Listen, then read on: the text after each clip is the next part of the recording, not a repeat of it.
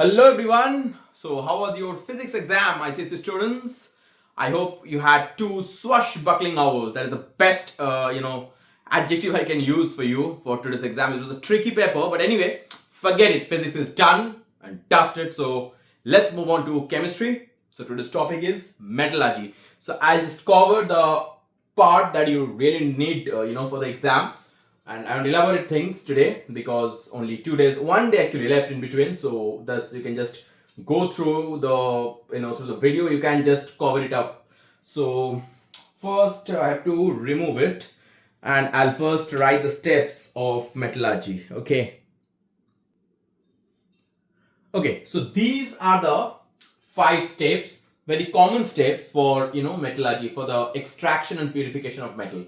But first you have to remember one thing, that like all the minerals are the main sources of metals, right? But all minerals, I can't call them ores, because it's not possible to extract metal from all the minerals. So the minerals from which I can extract the metal successfully, they are called ores. So there is certain difference between minerals and ores. So remember, all ores are minerals, but all minerals are not ores. Okay, so coming to the process, first is the crushing. What is that?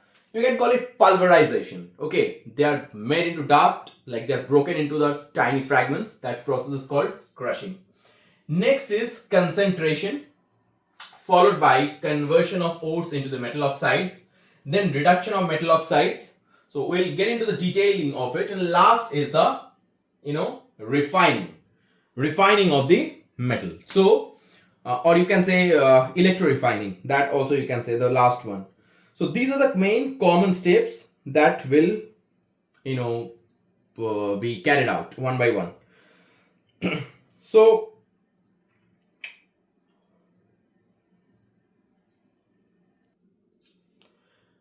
now, so under this concentration, so these are the 5 I have to remove, because under crushing I don't need to explain in detail about it. Under concentration, there are 3 steps involved. First is the gravity separation. What are the 3 steps majorly that is there in your syllabus? First is the gravity separation.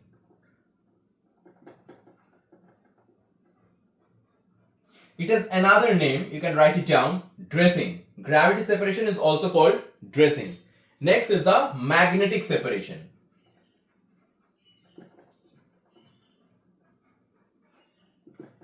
Magnetic separation. And last one is the froth flotation.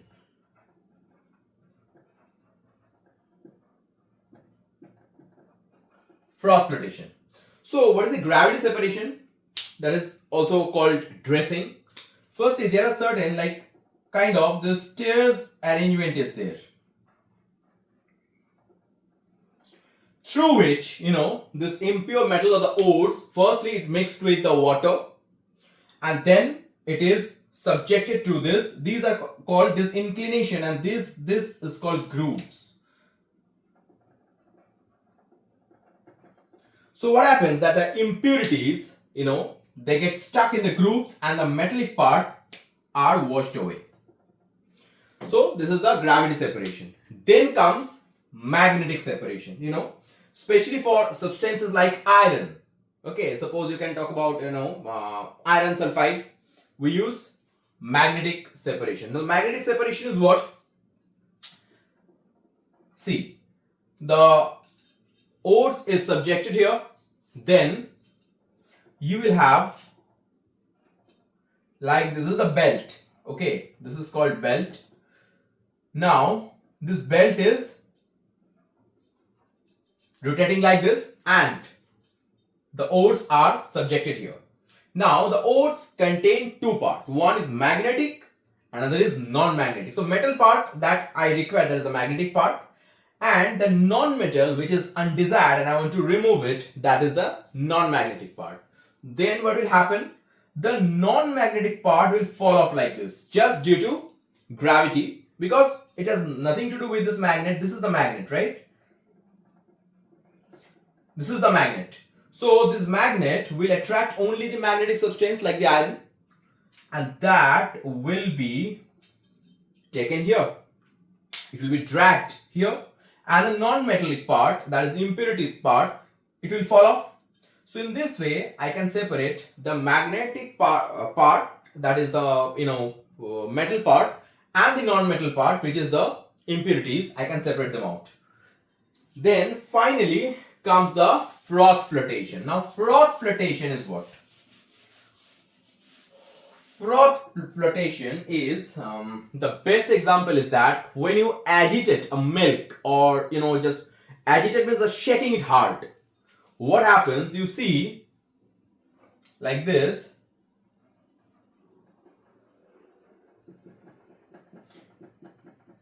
Okay, the scum goes up, or in Hindi you call it jhank, that comes up. So that is the oily part. So here there are two parts in the mixture, that is, one is hydrophobic, another is hydrophilic. Hydrophobic and hydrophilic. Phobic, definitely you understand from this term, phobic means it has a phobia. Hydro means water, so it has a phobia. The part which is a phobia with the water, that will stay away, that is the impurities. Impurities have a phobia, so it will mix with the oil, right?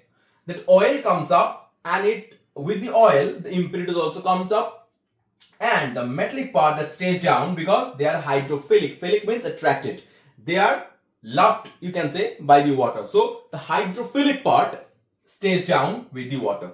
So here the metallic part stays, and here the non-metallic impurities goes up. So in this way also, so these are the three methods that come under concentration. You can talk about zinc. The froth flotation is best applicable for the ores of zinc, and magnetic separation, as I said, it is applicable for the iron sulfide, or in any sort of ores of iron from which I need to extract the iron, right? So this is my second step. Then we'll get into the third one. Okay, so third method is the reduction process, right?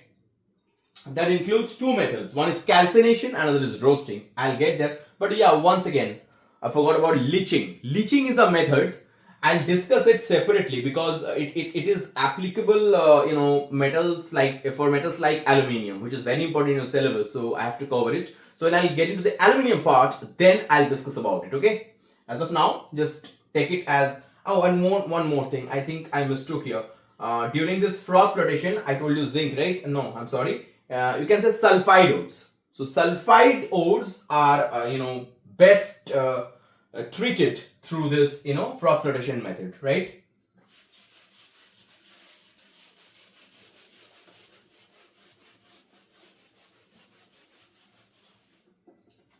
Next we get into the third process.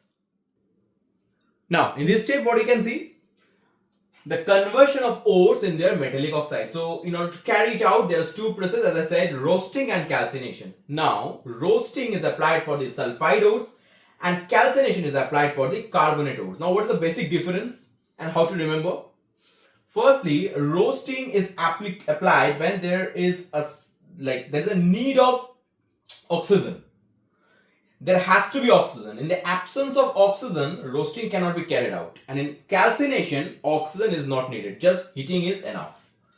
If you heat it, it will break, because as you can see, sulfide ores does not contain oxygen, but the carbonate ores contain oxygen. You can see oxygen is here, CaCO3. So oxygen is already there. So there is no need to supply oxygen. So in the absence of oxygen, this calcination is carried out, and in the presence of excess oxygen, roasting is carried out. Now see how to remember. Sulfide ores, as I said, S. If you spell roasting, you are getting S. So that is the connection. S. And calcination starts with C, and carbonate also starts with C. So in this way you can remember, like S, there is a connecting point between roasting and sulfide, and C is the connecting point between calcination and carbonate ores. See, the oxides of copper, as you can see here, copper oxide, that is reduced to the metal copper with the help of these, reducing element. So what are the reducing agent I am using here? First is the C, carbon, or you can say coke. Then carbon monoxide, that is another great reducing agent, and hydrogen as well. Sometimes you can use ammonia also. Okay, so these are commonly used the reducing agent. Now instead of copper, if I use like lead, if I just use lead instead of copper, the same will happen.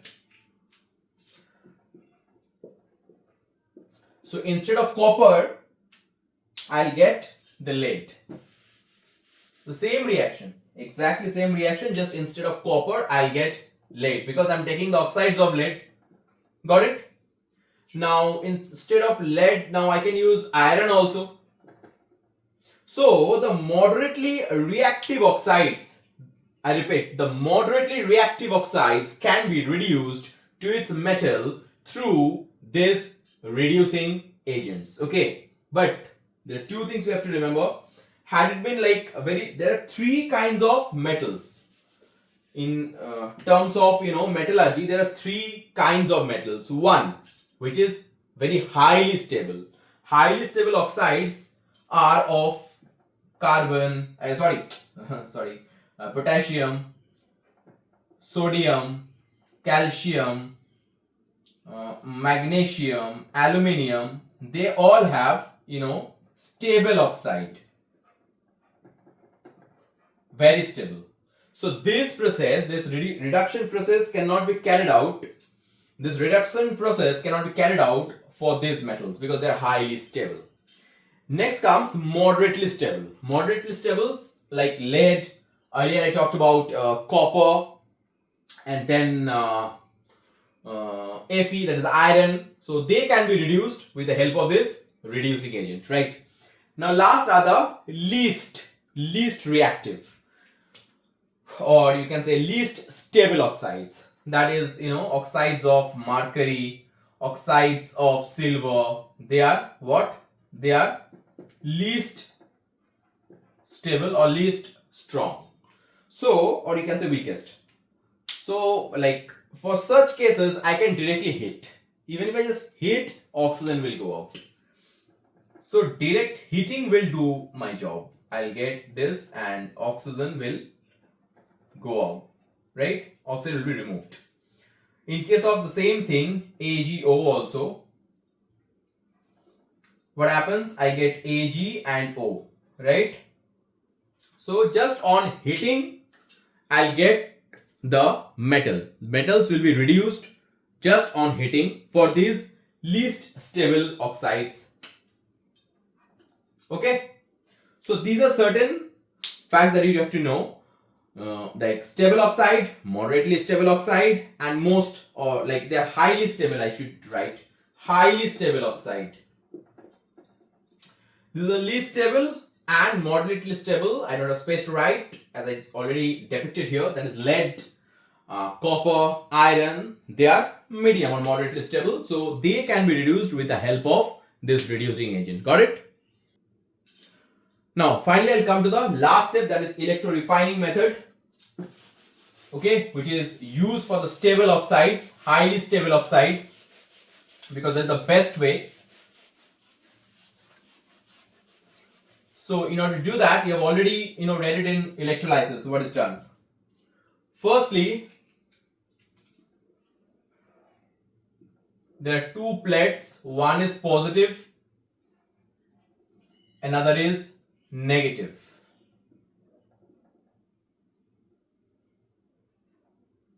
Right? This one is positive, this one is negative.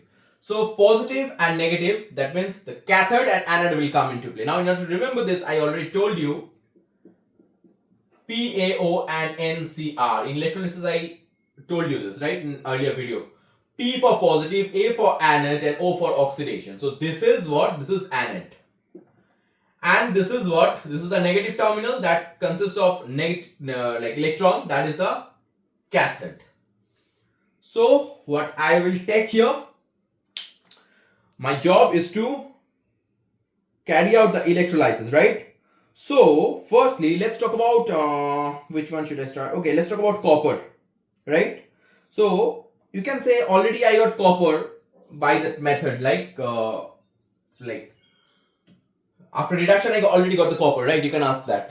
then why do I require this? Now let me tell you that, my dear students, up to the fourth step I had hardly a 90% maximum purity. Now there is a need if I require even purer form of it, like almost 99 or 99.99%, because there are certain cases in our life where this purity matters of the metals. I need the purest form. So in order to get the purest form, I have to carry out this process. That's it, right? So in the anode, we take the impure. Im means impure copper. Here I am taking pure copper. Already I had pure copper earlier, through which I made the cathode, and the anode is made of impure copper. Now, any electrolyte that is like physical electrolyte of copper, I have to take. The best and easily available resources is copper sulfate. Take copper sulfate solution here. Okay. And I need DC current because the polarity cannot be changed, and it has to be a slow but a steady process for a prolonged time. Now, through this process, what will happen, that copper will come out from here. This is the anode. What will happen at anode, that copper, there is oxidation, in anode there is oxidation, O for oxidation. So oxidation means what? Loss of electron. So copper will liberate electron and form Cu2+. Now this Cu2+ will come to the solution, leaving 2 electrons in the anode, and those 2 electrons will be transferred to the cathode. Getting my point? So I'm getting what? I'm getting Cu2+ ion in the solution. Now this Cu2+ ion will be taken or trapped in the cathode part, right? This Cu2+, this is a cation that will be, obviously, because this is what? This is cathode. Cathode means what? NCR, negative cathode reduction.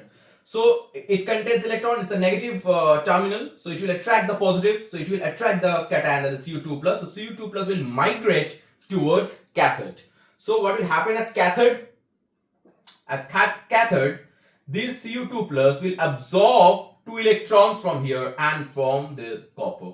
So this, like, it's a continuous process. It will keep continuing until and unless the entire copper is transferred and deposited over the cathode. So this cathode deposition will continue until and unless this entire copper is taken out from this impure terminal, that is the anode.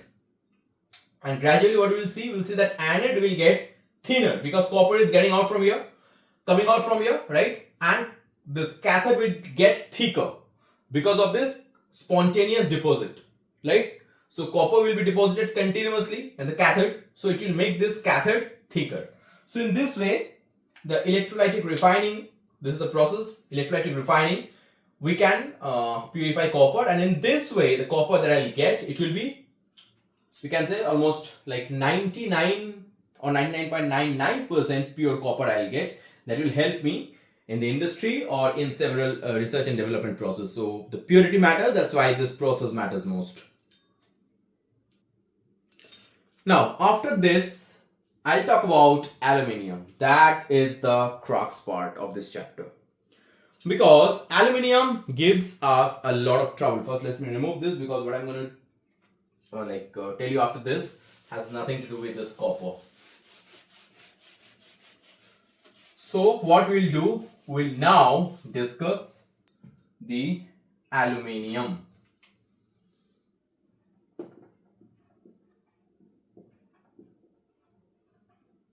Now, in case of this aluminium, what is so special about it? Firstly, it contains volatile impurities, and then it vaporizes to moisture. As the first 2 steps that I already told you about, the grinding and concentration, they will be carried out, but after that I'll get impurities here, like I'll get impurities. Among the impurities, I'll get iron, I'll get sand. Like, these are the common impurities I'll get in the ores of aluminium. So that makes it difficult to separate out. and sometimes tin also, right? Tin, SN, tin. So I have to remove them, right? Now it requires a complicated process. Why does it require a complicated process? Now let me share one more thing with you. That is, aluminium used to be considered as a very costly, metal in the earlier days. You know why? Because the extraction process that was like discovered later, in those days it was not known, it was not discovered. So aluminium, though it is the most abundantly available metal in the earth's crust, but still it was very difficult to extract it from its ores and make it usable. So that's why today it is very cheaper, but in earlier days it was, like, you can say, almost as costly as gold, because the extraction process was not known by then, right, back then. So then came the process, that is the leaching. Now leaching is the process that is nothing but, which is commonly known as, leaching is the process. Okay, so the leaching is nothing but the Bayer's process, right? Now what is the Bayer's process? See, I've just added NaOH with this. Now what is the utility of this? In the bauxite ores, I have added NaOH. Now why so? Because the aluminium and this entire thing is soluble in NaOH. Now what remains insoluble? The impurities. Firstly the sand, then the iron, right? And tin also. So these were the impurities. So they are not soluble in NaOH. So they will remain as insoluble substance. Then if I filter them out, I can remove them, right?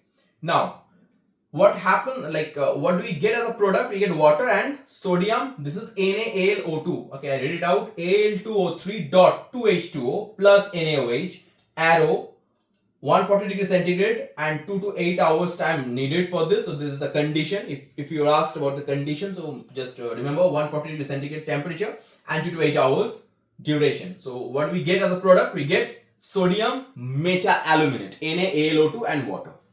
Now the sodium metaaluminate is diluted, right? The dilution is done with the help of water at 50 degrees centigrade. That gives me what?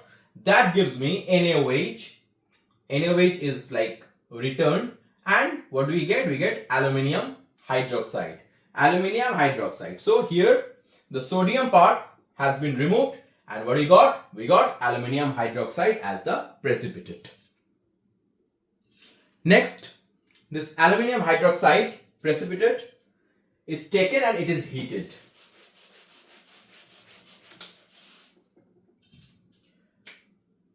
Aluminium hydroxide is heated at almost 1000 degrees centigrade, and that gives us alumina, Al2O3 plus H2O. So this is my requirement, H2O is not my requirement. So we are getting alumina, that is Al2O3. Now reduction is possible with the help of carbon monoxide, ammonia, hydrogen. No, because it's a stable oxide, so reducing agents are useless here. Next, can we carry out directly electrorefining after this? Because as we know that the metal will rush at one end, a non-metallic part, as oxygen will rush at another end, that is anode cathode. Exactly the method we carried out for copper. Can the same be applied for alumina? No, the answer is no. Why so? Firstly, alumina is obtained in solid state, and ionization or ionic separations can be done only in molten state or gaseous state. Now forget about the gaseous state, let's talk about the molten state. In order to bring it to molten state, firstly I have to melt it.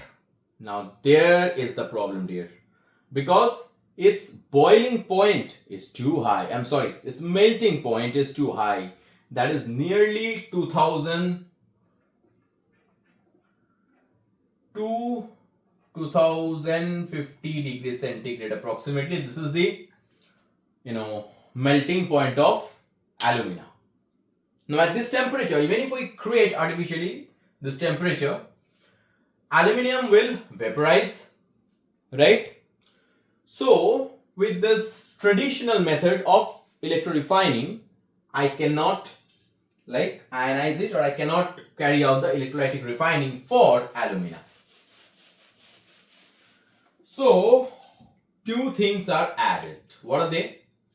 One is cryolite, another is fluorospar. One is cryolite, another is fluorospar. Now, what are the objective, or what are the purpose of adding them? And make sure that this is Hall's and Herold process. So, cryolite, that is Na3AlF6, and fluorospar CaF2, they are added, and this process discovered by Hall and Herold. So this is termed after their name, that is Hall and Herold process. Now, what is the utility? Why am I using it? Because there are two different objectives, or the purposes, or the roles played by these two. The role of cryolite is to lower the temperature of the melting point from 2000 degrees centigrade. It is brought down to 950 degrees centigrade. So that is the role of cryolite. Okay, it brings the melting point down to 950 degree centigrade. And one more thing, this alumina is not a good conductor of it. It is a bad conductor of it, right? And electricity. So in order to increase its conductivity, this calcium fluoride is added. So its role is to reduce the temperature, and the role of fluorospar is what? The role of fluorospar is to increase the conductivity, electrical and thermal conductivity, right? Because aluminium oxide or alumina is not a good conductor of heat and electricity. Got it? Now, what are the ions I'll get from here? From here, I'll get Na plus, Al plus, and F minus, and from here I'll get Ca plus and F minus, right? And from aluminium also I'll get the oxide, right, as anion. Now these are the what cations I'm getting. I'm getting Na plus, I'm getting Al3 plus, I'm getting Ca2 plus, and among the anions, what I'm getting, fluoride and oxide, right? Now, which one will be deposited? The first thing that will strike your mind is that since it's all about aluminium, so aluminium will be deposited, but that is not a scientific answer. Yes, aluminium will be deposited. Why so? Because if you see the reactivity series, aluminium is less reactive than sodium and calcium. So according to this rule of discharge or deposition, the one which is less reactive will be discharged first. So which one is less reactive? It is the aluminium which is less reactive than sodium and calcium. That's why aluminium will be deposited or discharged. And among this fluoride and oxide ions, or these anions, which one is more electronegative? Fluorine is more electronegative and oxide is less electronegative. That's why what will happen? Oxide will come out, and rest of the ions will remain in the solution, right? So that is all about the Hall and Herold process. Now the cell in the Hall and Herold process, the cell looks kind of like this. Once again, disclaimer for my terrible drawing. So as you can see here, there are three, this is what this is the anode, that is the positively charged terminal. It is all this made of carbon.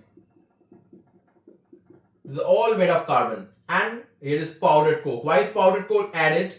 I'll tell you that. This is the solution. Here the heating is done, and this powder coke, prevents the radiation of this heat. It prevents the radiation of this heat. One more advantage of coke is there, that is, these are the anode plates made of carbon. Now this heat, if it directly reaches here, the carbon will react. That carbon dioxide will form, so that will cause a gradual decay of this, carbon shades of anode. So it is also prevented. It slows down this it slows down the reaching of this heat and the oxygen with this carbon plates. So to a certain extent, these are the two main advantages for this powder coke being added here. Here is a sloping bottom, because I can see there is a slope. What happens that aluminium, as I told you, aluminium, sodium and calcium, 3 metal ions I am getting. Now among these 3, I repeat, among these 3 metal ions, which one will be discharged or deposited? That is the aluminium, because it is weaker than sodium and calcium. I already told you that. So aluminium ion, first what will happen, that Al will liberate 3 electrons and form Al3 plus, right? And this Al3 plus, on getting the electrons from the cathode, will be deposited at cathode, and from here it's very difficult to show. With this passage it will come out and it will be collected here. This is the where it will be collected. Got it? So what is happening, that first the ions are produced from here, from electrolytes. Then aluminium goes to the aluminium. First it leaves 3 electrons, it becomes a cation, and then the cation is attracted towards the cathode, because cathode is what? NCR, I told you, negatively charged. So Al3 plus is migrated towards cathode, and then accepting 3 electrons from here, what will happen? It will become aluminium, and that aluminium in the molten state will be passed and collected here separately. So in this way aluminium is separated or collected. So this method solved a lot of problem, and that's why aluminium is widely used today, and the cost is not as high as it used to be earlier. So this is the entire scenario. Now this is definitely different, that's why different objective and focus as well as emphasis is always targeted upon this part. Got it? So this is the Hall and Herold process. Now this is what happens in cathode, right? This is what happens in cathode. Then what happens at anode? This, I told you, there are 2 anions I'm getting, oxide and fluoride. So which one will get the priority? Oxide will get the priority, because it is once again less reactive than fluoride ion. So now this ion will what? There are O2 minus, that means it will liberate 2 electrons and form oxygen, and this oxygen with another oxygen will form O2. So this is the reaction that will take place at anode, right? This is the reaction that will take place at anode. So this is what? This is the oxidation. I told you PaO, positive anode oxidation, PaO. So there is a loss of electron, that is oxidation. Remember this, loss of, you can write it down, loss of electron is oxidation and gain of electron is reduction. So not necessarily that all redox reaction must include hydrogen and oxygen. There are redox reaction which can take place even without the presence of oxygen and hydrogen. So one example of is this, that there is, how does it happen? Because loss of, there is one criteria among this redox reaction, that is, there has to be a loss of electron or gain of electron. There is a loss of electron, that is oxidation, and gain of electron is reduction. Togetherly, that is redox. Got it?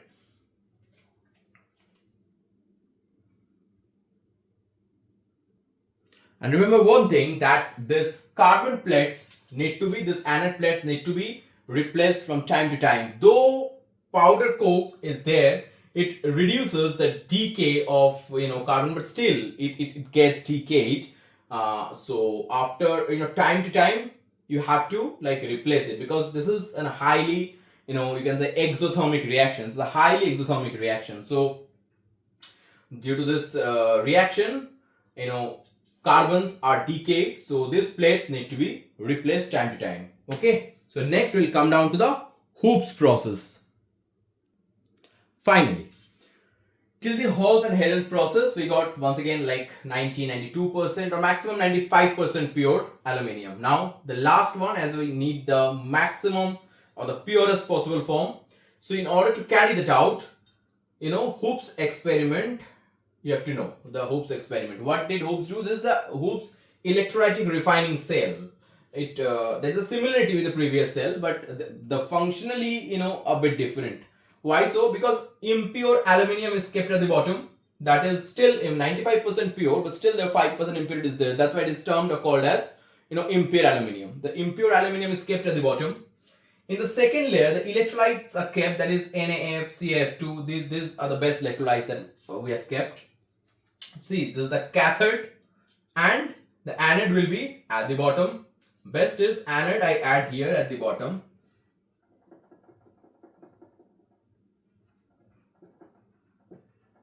Now, what will happen? Aluminium at anode, what will happen? It will liberate 3 electrons and become Al3 plus.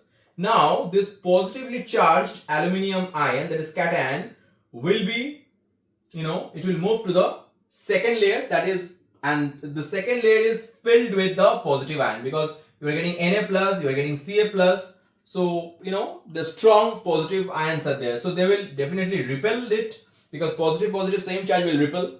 So, aluminium will be repelled or pushed again to the third layer, where it will get the negatively charged electrode, that is cathode. So, then in cathode what will happen? Al3 plus will accept 3 electrons and become Al. So, this is the final phenomena. So, I just repeat this: Hoops electrolytic refining. This is called Hoops electrolytic refining. What happens?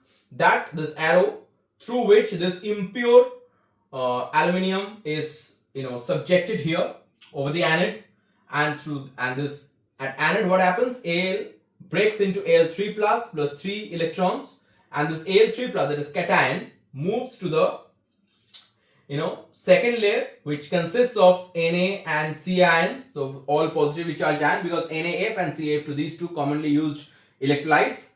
And then again, this positively charged like cation, the stronger cation than aluminium, so obviously they will push it away, so it will be repelled and it will be pushed where? It will be pushed towards the third layer, that consists of the cathode, that is negatively charged. So Al3, that is cation, it will easily be attracted towards the cathode. So at cathode what will happen? It will gain again 3 electrons and become aluminium. So here we come to the end of this metallurgy. So I hope you have understood. One thing I can ascertain, that like if you watch this video, hardly you need to go through the book for this chapter. Okay, so all the best for chemistry. I'm sure you will have a great exam. Everything will come from concise. Just go through the concise thoroughly, and if you have any doubt, you can ask me or any other tutor at any point of time. We are always there to help you out. So all the best.